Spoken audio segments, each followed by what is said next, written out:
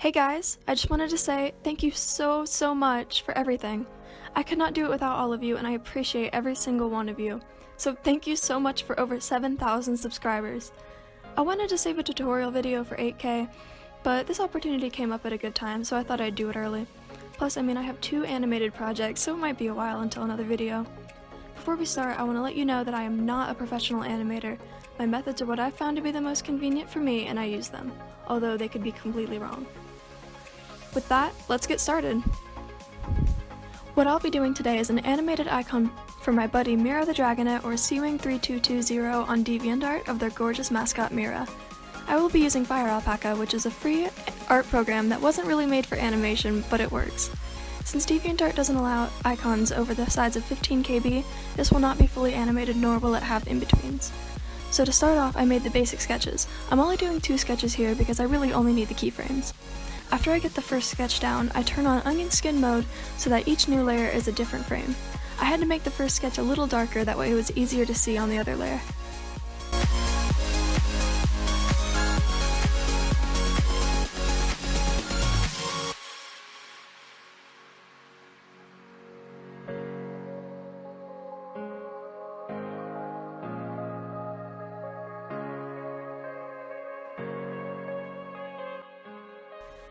So now that I have my sketches down, I can make a new layer for the line art.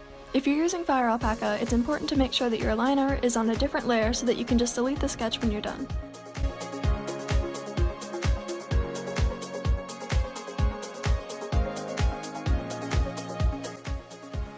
She has a lot of head fins, so it was a bit difficult to keep track of, mainly because I'm a dummy and didn't wait to do them frame by frame. I also outlined her eye crest thingy, that way it would be easier to color. Then I just repeat the process with a second keyframe.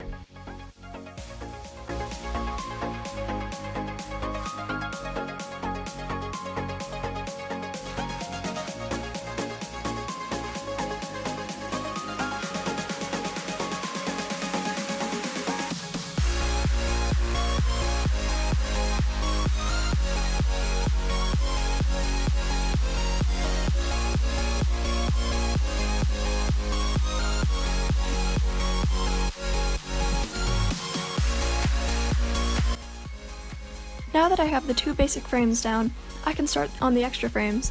As I said before, I can't make this fully animated since it would go over the 15 KB limit, but I can add some extra frames to give it a little more life. So for the second frame with her head down, I'm sort of redrawing the previous frame, but with small differences. With her head fins, I put the new frame in between the keyframes, that way I can line them up.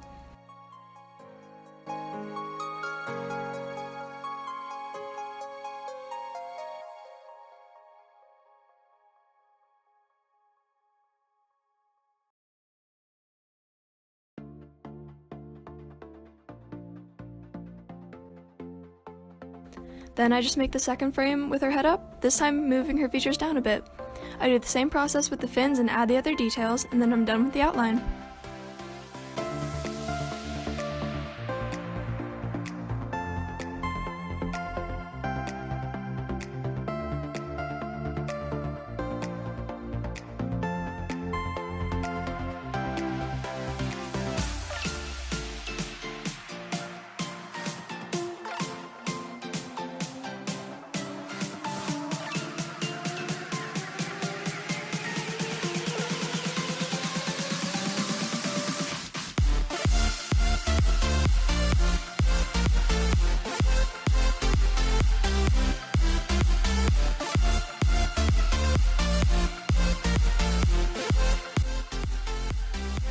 So now we can move on to coloring. I always start by coloring in all the frames with a base color or a darker color if the base is too light.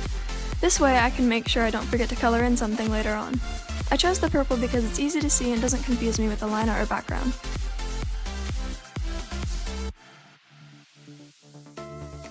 Then I can start the actual coloring bit, and for some reason I always start with the eyes, but you definitely don't have to. After I finish the eyes, I move on to the dark blue horn. To make sure I don't color over any of the black line art, I use the wand select tool that only selects the purple color. Then I can move on to the lighter base color, which is a light yellowish white, almost like a pearl, which would have blended in pretty well with the transparent background, making it hard to color. I can also color in the fins with that color since they have white in them as well. Next I can move on to the smaller markings like the light blue shape on her snout. After that I start working on the fins, starting with the light blue one along her jawline.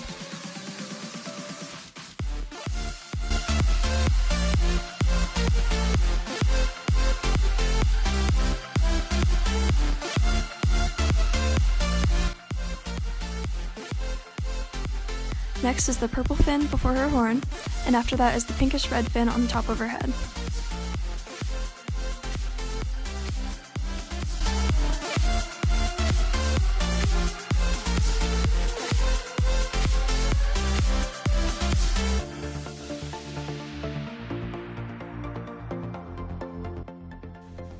After I have all of the fins done, I start working on the blue dots on her forehead. With small details like these, it's definitely best to go part by part.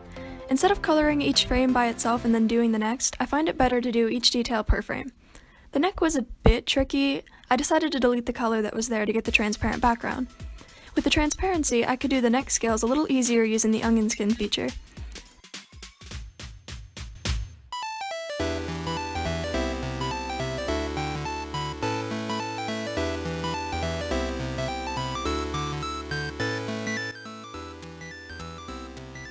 Add the solid color, then the gradient, color the tongue, and boom! The colors are done.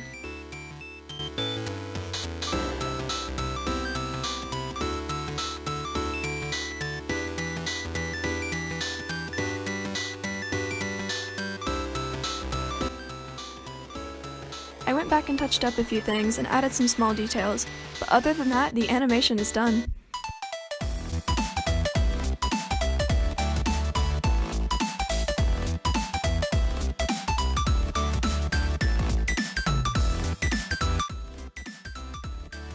I hope you all enjoyed this tutorial. Hopefully when I get the time I can make a larger tutorial that goes more in depth with the animation. I didn't even get to touch on shading and in-betweens. But this is all for now. I'll be working on some animations, so please be patient with me.